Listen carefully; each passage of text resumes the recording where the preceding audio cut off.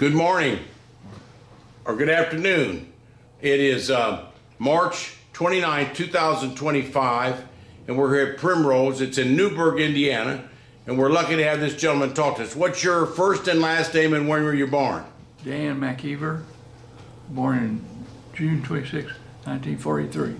Okay, so he's born during the World War II.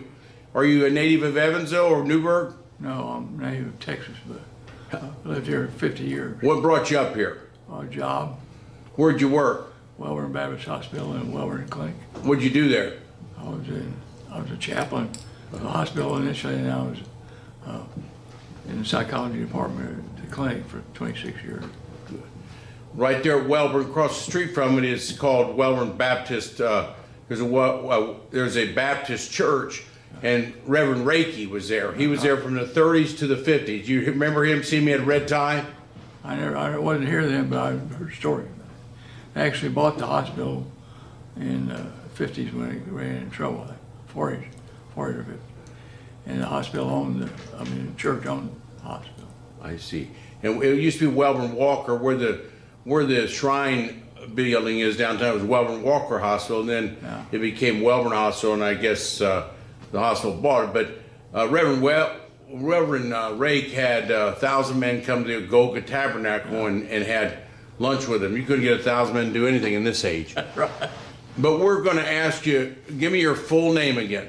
Dan MacEver. Dan MacEver. Okay, Danny, tell us what you were telling us earlier about what we were talking. We were talking about World War II, and we're talking about the industrial infrastructure. So World War II, you think everybody in the United States knew from 39 on that we were probably going to get into the war. So there was a lot of prep time, 39, 40, and 41. You had 3 years to prep. And so industry prepped in case they had to make war materials for the war. So every city would look at that. And he knew this guy named, or he heard this guy named Carnes, and tell us about the guy, because Evansville took politicians, industrial workers, labor union to Washington, D.C.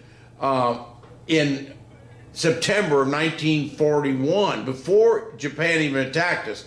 And you know the guy, and tell us about your story then of going there to get some contracts. Paul Carnes was. How you spell it? C-A-R-N-E-S. He was a resident here.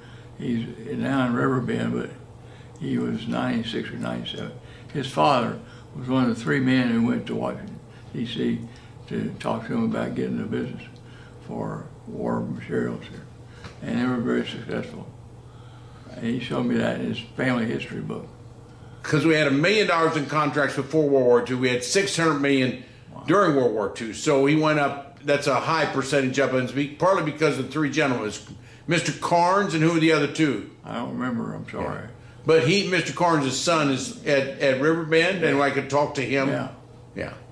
That's very interesting. Paul Carnes, yeah. Paul Carnes, K-A-R-N-E-S, C-A-R-N-E-S, okay. Yeah. How about anything you can remember from World War II? You were just a baby, but so in 1943 you couldn't remember much. No, I couldn't. But my wife lived out on the farm with her grandmother because her 2 parents were working in an industry here. One was making ammunition, the other one was making tanks.